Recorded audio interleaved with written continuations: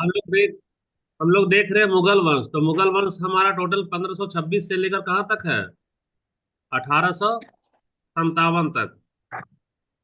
तो यह भारतीय इतिहास का एक महत्वपूर्ण साम्राज्य था जिसने लगभग 300 वर्षों तक शासन किया। यहाँ इसका संक्षिप्त इतिहास हम लोग देखते हैं। सबसे पहले स्थापना, तो स्थापना इसका कब हुआ? 1526 में। करने वाला कौन है? बाबर।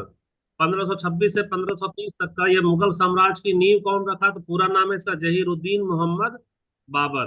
इसने 1526 में पानीपत के प्रथम युद्ध में इब्राहिम लोदी को हराया और दिल्ली सल्तनत का क्या कर दिया? अंत कर दिया। हम लोग दिल्ली सल्तनत में पढ़ चुके हैं कि दिल्ली सल्तनत का अंतिम शासक कौन था?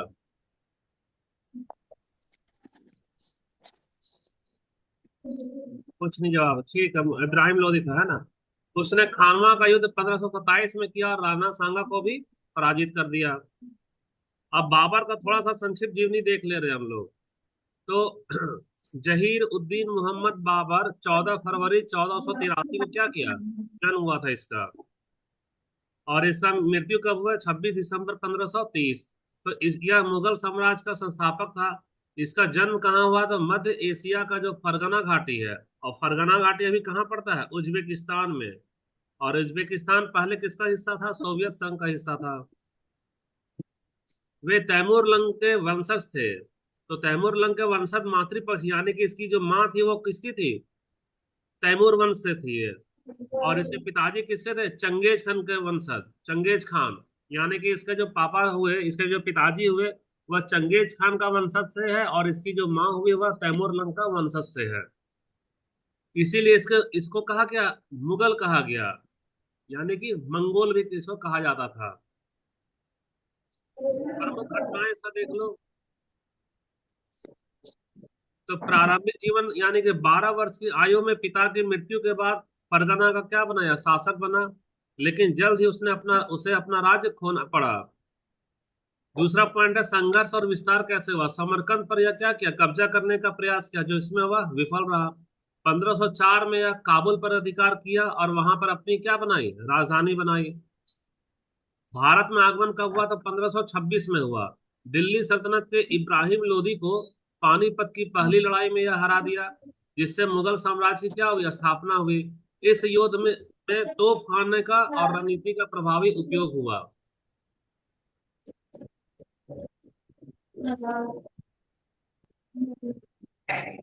राणा सांगा से संघर्ष के बारे में देखो यहाँ। तो राणा सांगा से संघर्ष में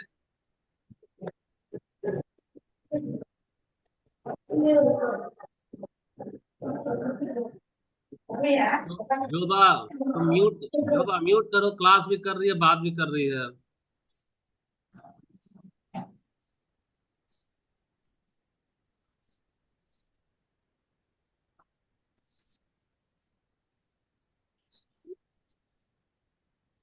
तो 1527 में देखो मेवाड़ के राणा सांगा को क्या किया? हरा दिया और उत्तर भारत में अपनी सत्ता मजबूत कर ली। साहित्यिक योगदान में देखते हैं बाबर का क्या रहा। तो यह अपनी आत्मकथा लिखा, उसका क्या नाम है? बाबरनामा। यह चगताई तुर्क भाषा में लिखी गई थी। पूछता है एग्जाम में कि बाबरनामा किस भाषा में लिखा है, तो आंसर क्या होगा? चगताई तुर्क। जो कि इतिहास, संस्कृति और उनके अनुभवों का महत्वपूर्ण स्रोत है। मृत्यु इसका हुआ और यह विरासत में क्या छोड़कर गया उसके बारे में हम लोग पढ़ रहे हैं। तो 1530 में इसका आगरा में क्या हो गया?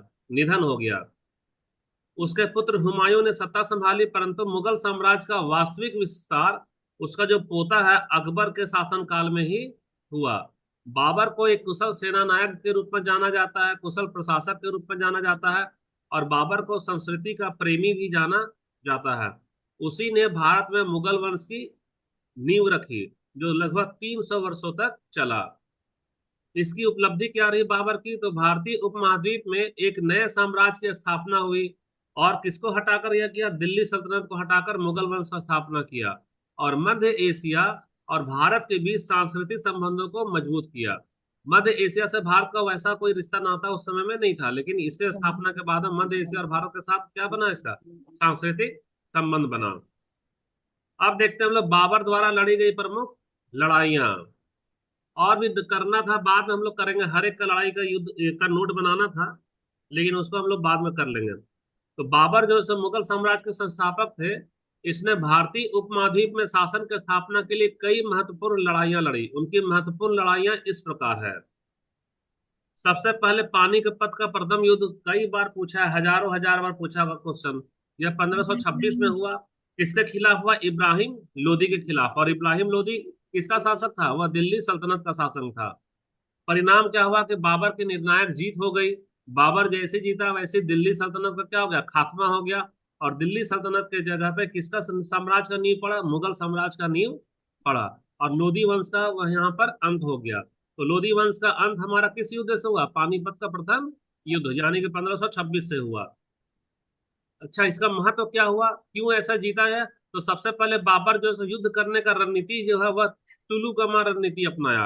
और बाबर जो है सो छोटी सेना होने के बावजूद भी तोप खाना का उपयोग किया, जिसके कारण लोदी की विशाल सेना को वह हरा पाया। ये तुम्हारा पहला है। ये तुम्हारा पहला है बाबर का युद्ध, पानीपत का 1526 वाला। दूसरा देखो तुम्हारा खानवा का युद्ध कब हुआ? 1527 में। तो खानवा का युद्ध किसके खिलाफ में हुआ है? तो ये राणा सांगा के खिलाफ हुआ। राणा सांगा कौन थे? तो राजपूत शासक थे। कहाँ के? मेवाड़ के। परिणाम क्या हुआ कि बाबर जो है सो जीत गया। बाबर जब जीत गया तो इससे पता चला कि राजपूत की जो संघ है वह उसकी एकता में भी कमी थी। और राजपूत जो विख्यात थे अपनी बहादुरी के लिए, शौर्य के लिए, वह पता चला कि वह वैसा बहादुर अब नहीं रहे जैसा कि उनकी ख्याति है। उनकी कमजोरी उजागर हो गई। तो इस युद्ध का महत्व क्या पड़ा?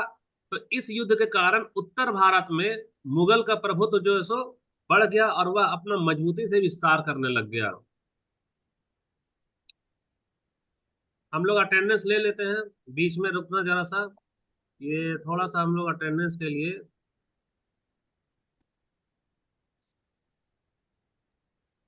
तुम लोग इसको हल्के में ले रहे हो ना अटेंडेंस वाले को? जो अटेंडेंस में प्रेजेंट है हम उसको अलग से भेजने वाले हैं, पीडीएफ और वीडियो, याद रखना।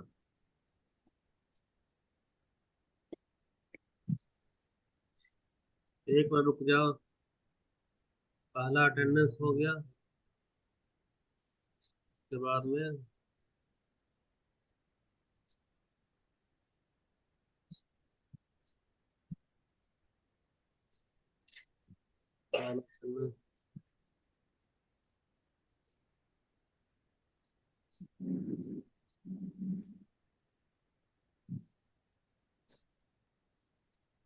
हमारा तीसरा वाला अटेंडेंस।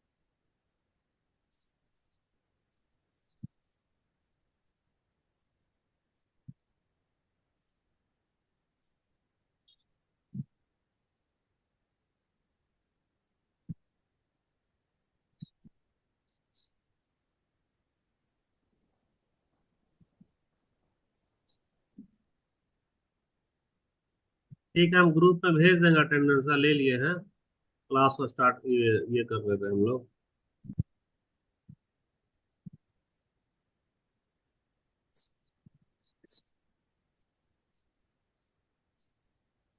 तो ठीक, अब तीसरा युद्ध देखते हैं बाबर का। तो बाबर का जो तीसरा युद्ध हुआ वह चंदेरी का युद्ध हुआ। कब? 1528 में। तो 1528 में चंदेरी का युद्ध हुआ, वह किसके खिलाफ हुआ? तो वह मेदिनी राय के खिलाफ हुआ। और मेदिनी राय कौन था? वह राणा सांगा का सहयोगी था। राणा सांगा जब बाबर के साथ युद्ध लड़ रहा था तो राणा सांगा को तो हरा दिया, लेकिन बाबर को पता चला कि राणा सांगा को जो जो मदद कर रहा है उसका लिस्ट बनाओ। तो लिस्ट में पता चला क्या कि मेदिनी राय भी राणा सांगा का बहुत मदद कर रहा था। इसके लिए फिर बाबर इससे लड़ाई किया, मेदिनी राय से। तो परिणाम क्या हुआ कि बाबर ने चंदेरी का किला जीत लिया और मेदिनी राय को हरा दिया। तो अब उत्तर भारत से कहां तक विस्तार होने लगा है? मध्य भारत में। यानी मध्य भारत में भी मुगल का नियंत्रण का क्या हो गया? विस्तार हो गया। चौथा है तुम्हारा घाघरा का युद्ध, 1529 में हुआ। तो घाघरा का युद्ध किसके खिलाफ हुआ? तो महमूद लोदी के खिलाफ हुआ। वह अफगानी था। और नुसरत शाह के खिलाफ हुआ। वह नुसरत शाह कहाँ का शासक था? बंगाल का। और महमूद लोदी कहाँ का था? तो अफगान था। परिणाम क्या हुआ कि बाबर जो है सो सम्मिलित रूप से मोहम्मद लोदी को भी हराया और नुसरत शाह को भी हराया। तो जब बाबर की जीत हुई तो नुसरत शाह जो बंगाल का शासक था, तो पूरे बंगाल पे मुगल का कब्जा हो गया। और जो महमूद लोदी है जिसका बिहार, आज का जो वर्तमान बिहार है, उस पे भी मुगल का दावा मजबूत हो गया। और इसका परिणाम क्या हुआ? इसका परिणाम यह हुआ कि उस जमाने में मुगल को जो चुनौती देने वाले जो अफगानी शासक थे, जो शक्ति थी, अफगान शासक की शक्ति का क्या हुआ? अंत हो गया। और उत्तर से लेकर पूरा भारत में मुगल का क्या किया? स्थापना कर लिया। विशेष तथ्य हम लोग को देखते हैं कि बाबर बार बार इतनी तेजी से क्यों जीत गया? जितनी बार लड़ाई किया भारत में मुगल वंश के विस्तार के लिए, हर लड़ाई में बाबर जीता। क्या क्या इसका कारण था? तो पता चलता है कि बाबर ने भारत में तोप खाने का प्रयोग किया और आधुनिक युद्ध तकनीकों का प्रभावी उपयोग किया। उसकी लड़ाइयों ने भारतीय इतिहास में मुगल युग की शुरुआत की। बाबरनामा जो कि उसकी आत्मकथा है, उसमें इन युद्धों का विस्तृत विवरण मिलता है। इन युद्धों के माध्यम से बाबर ने एक विशाल साम्राज्य की स्थापना की, जिसे उसके उत्तराधिकारियों ने और भी विस्तार दिया। बाबर के बाद देखो मुगल वंश का प्रमुख शासक कौन रहा? तो बाबर के बाद मुगल वंश का प्रमुख शासक कौन रहा? तो हुमायूं रहा। यहाँ से हम लोग सीक्वेंस देखते जाना। तो पहला तुम्हारा हुमायूं है। वह शासन कब किया? 1530 से 1540। कितना साल शासन किया? 10 साल शासन किया। और उसके बाद में 15 साल तक वह निर्वासन का जिंदगी जिया। 15 साल का कैसा जिंदगी जिया वह? निर्वासन का। और फिर 15 साल बाद 1555 से 1556, यानी कितना साल रहा? 1 साल ही वह शासक रहा। यानी कि कुल देखो तो यह शुरू में 10 साल शासन किया। 10 साल शासन के बाद का जो 15 साल है, 15 साल वह किसमें रहा? निर्वासित हो गया। और 10 साल शासन किया और बाद में फिर मात्र 1 ही साल शासन किया। तो उसका टोटल शासन काल कितना रहा? 11 साल रहा। तो लेकिन 11 साल के बाद जो हुमायूं का जो बेटा है, यानी कि बाबर का जो पोता हुआ, वह मुगल साम्राज्य को अच्छे से फैलाया, यानी कि अकबर। तो देखो हुमायूं को हराने वाला कौन है? शेर शाह सूरी। शेर शाह सूरी जब हुमायूं को हराया तो हुमायूं जो है उसको कहाँ डर कर भाग गया? फारस भाग गया। यह 1555 में यह 1555 में वापस साम्राज्य को जीता।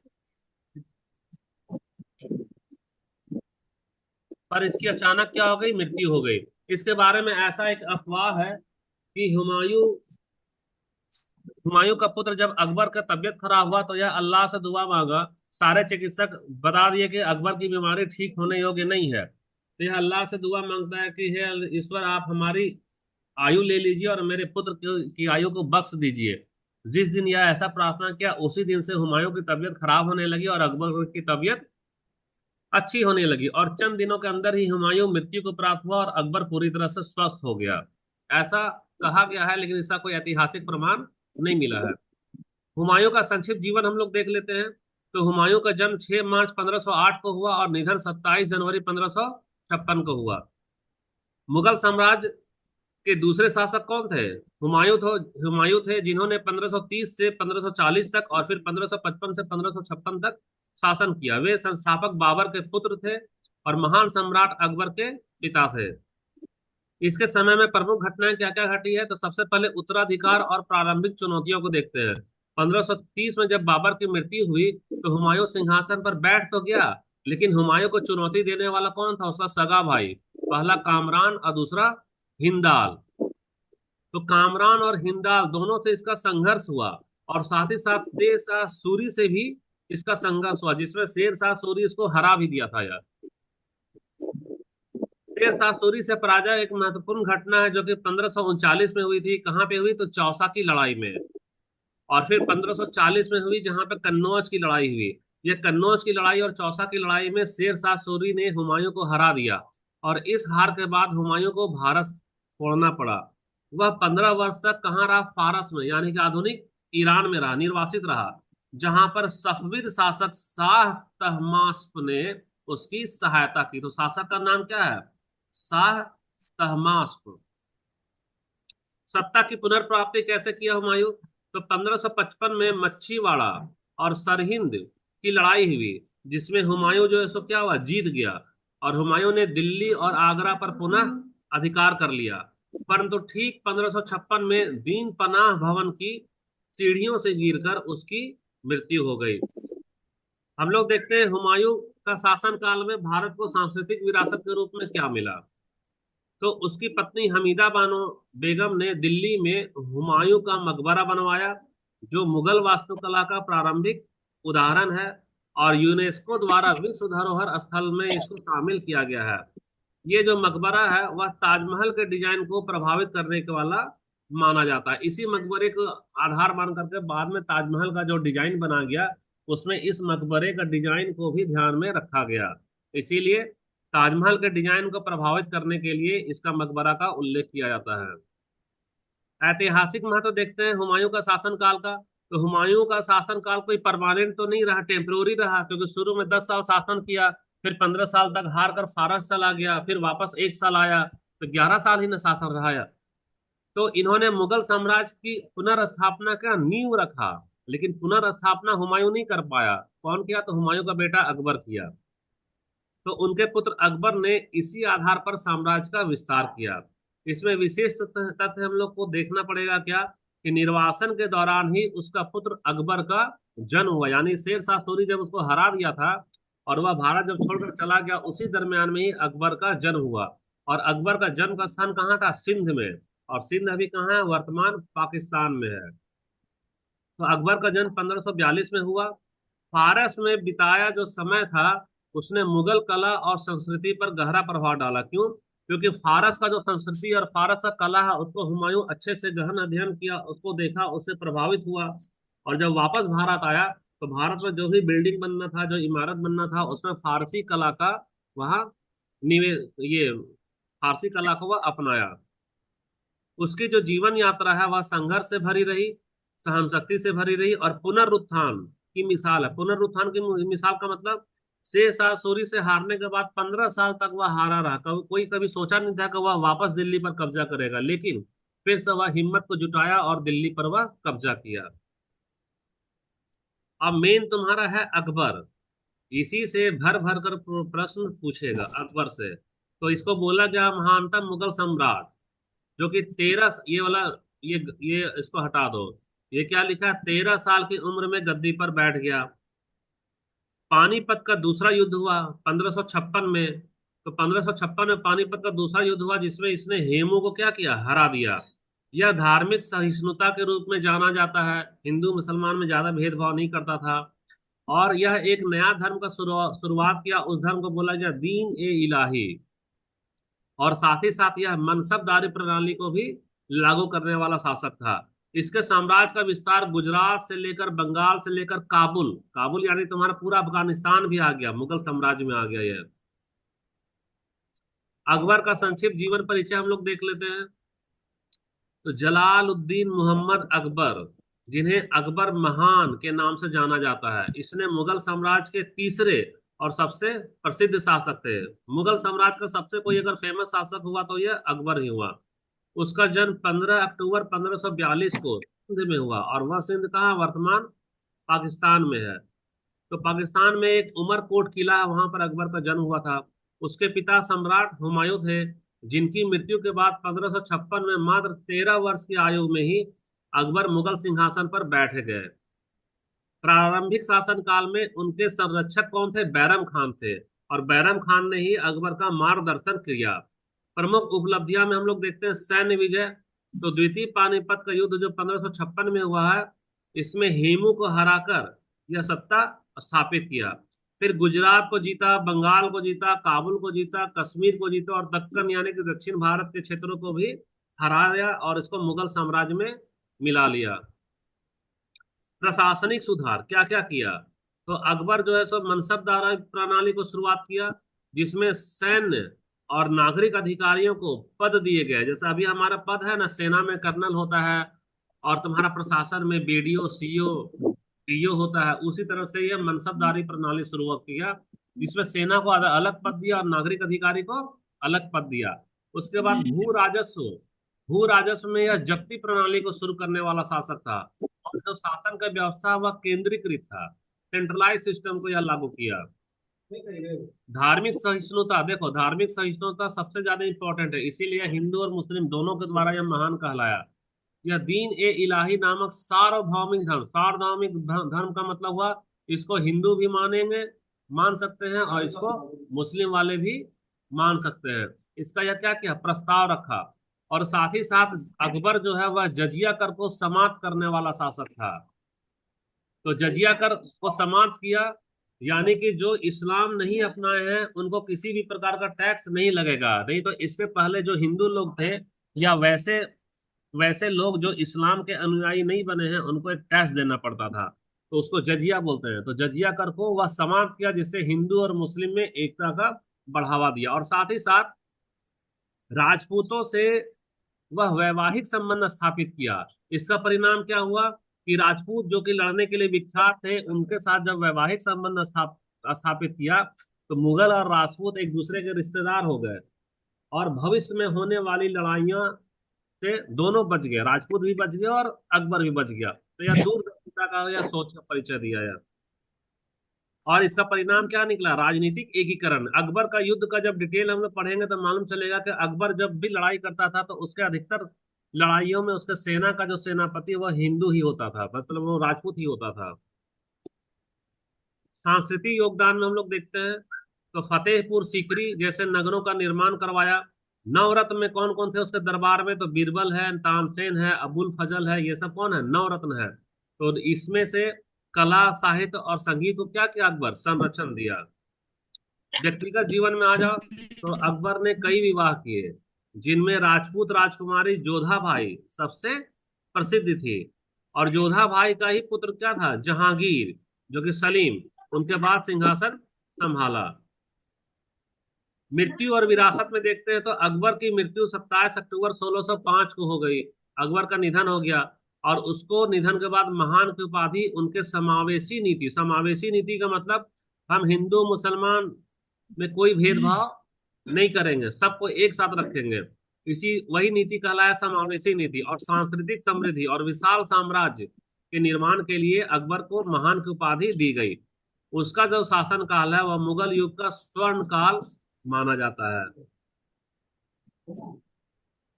अकबर के बाद देखो तो तीसरा हमारा शासक क्या आ गया? जहांगीर। जल्दी जल्दी कर लेते हैं। तो जहांगीर हमारा 1605 से लेकर 1627 तक का इसका शासन काल रहा।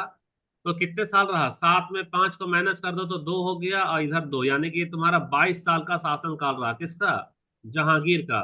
यह अकबर का पुत्र था और कला और स्थापत्य को क्या किया? प्रोत्साहन दिया। उसकी पत्नी कौन है? नूरजहां। उसका प्रभावशाली उसमें योगदान रहा। जहांगीर के बाद हम लोग देखते हैं अगला शासक कौन बना? शाहजहां। शाहजहां 1628 से लेकर 1658, तो ये कितने साल का रहा हमारा? 30 साल तक का यह इसका शासन रहा। किसका? शाहजहां का। तो शाहजहां को इसको स्वर्ण युग बोला गया है, क्योंकि यह अपने शासन काल में स्थापत्य कला का बहुत ही विस्तार किया, जिसमें ताजमहल का निर्माण हुआ, लाल किला का निर्माण हुआ, जामा मस्जिद का निर्माण हुआ। और साथ ही साथ शाहजहां के नेतृत्व में दक्कन और मध्य एशिया में सैन्य अभियान की शुरुआत हुई। हाँ, ले जाओ इसको। अब देखो, शाहजहां के बाद पांचवा शासक हमारा कौन है? औरंगजेब है। वह 1658 से लेकर 1707 तक का वह शासन रहा। तो यह सबसे लंबे समय तक शासन किया। ये कितने समय तक शासन किया? सबसे लंबे समय। इसका देख लेना कितना आ रहा है। तो साम्राज्य का अधिकतम विस्तार यानी कि यह दक्कन तक का रह गया। 10 मिनट है, देखते हैं जल्दी जल्दी खत्म हो सकता है तो ठीक है, नहीं तो फिर दोबारा क्लास का लिंक भेजेंगे।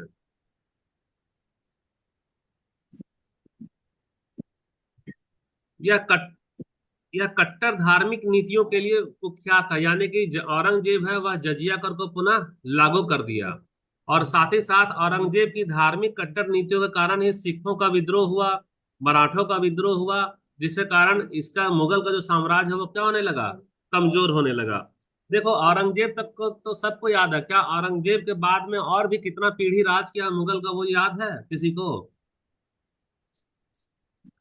औरंगजेब के बाद के मुगल शासक जिसका इतिहास में बहुत कम नाम है, लेकिन हम लोग जब मुगल वंश पर कर रहे हैं तो मुगल वंश में जितने भी टोटल शासक हुए हैं, टोटल को हम लोगों को देख लेना। तो औरंगजेब तक का तो सब कुछ आसानी से मिल जाएगा।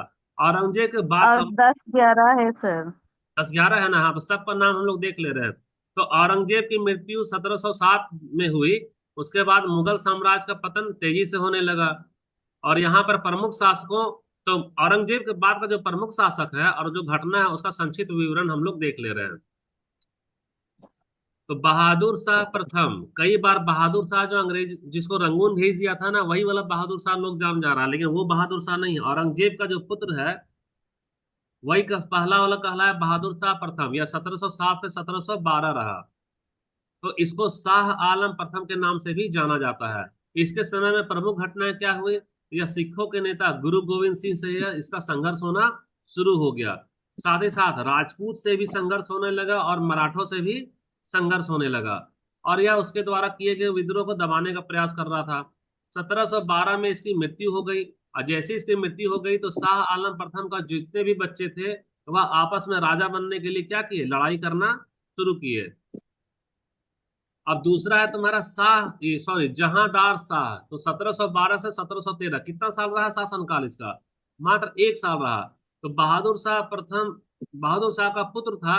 यह केवल 11 महीने ही शासन किया। इसके समय में प्रमुख घटनाएं क्या क्या घटी? तो जो सेनापति जुल्फिकार खान के प्रभाव में यह रहा, यानी कि यह नाम मात्र का शासक रहा, असल शासक तो कौन बना? जुल्फिकार खान। और सैयद बंधु यानी कि हुसैन अली और अब्दुल्ला खान ने उसे हटाकर फिर फर्रुख सियर को गद्दी पर बैठाया। ये तुम्हारा औरंगजेब के बाद ये दूसरा वाला हो गया, जहांदार शाह। आप देखो तीसरा कौन है? फर्रुख सियर, 1713 से लेकर 1719। तो कितने साल का शासन था?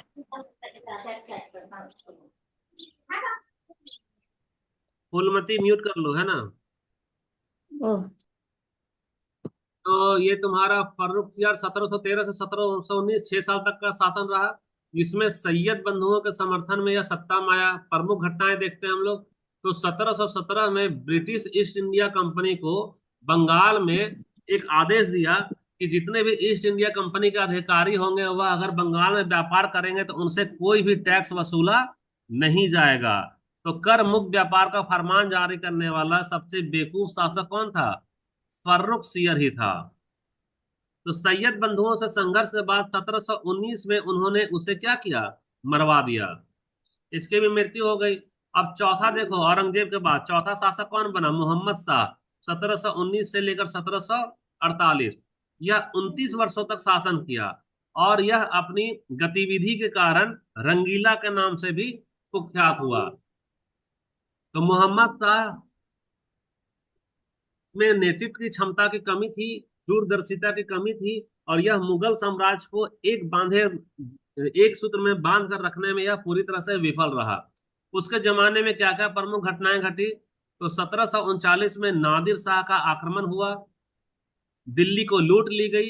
कोहिनूर हीरा छीन लिया गया और मयूर सिंहासन भी छीन लिया गया। ये कौन छीना? नादिर शाह। उसके बाद मराठा भी इस पर लड़ाई किए और अफगानों में भी साम्राज्य के विभिन्न भागों पर कब्जा करना शुरू हुआ। इसी के जमाने में मराठा की शक्ति की काफी मजबूत होने लगी और इसका विभिन्न भागों पर कब्जा करने लगा। अब देखो हैदराबाद, बंगाल और अवध, ये तीनों प्रांत क्या हो गए? स्वतंत्र हो गए। किसके किसके समय में? मुहम्मद शाह के समय में। पांचवा तेरा अहमद शाह बहादुर, 1748 से 1754। तो मोहम्मद शाह का पुत्र था जो कि एक अयोग्य शासक था। इसके समय में क्या घटनाएं घटी? तो रोहिला अफगान और मराठों के साथ इसका क्या हुआ? संघर्ष हुआ।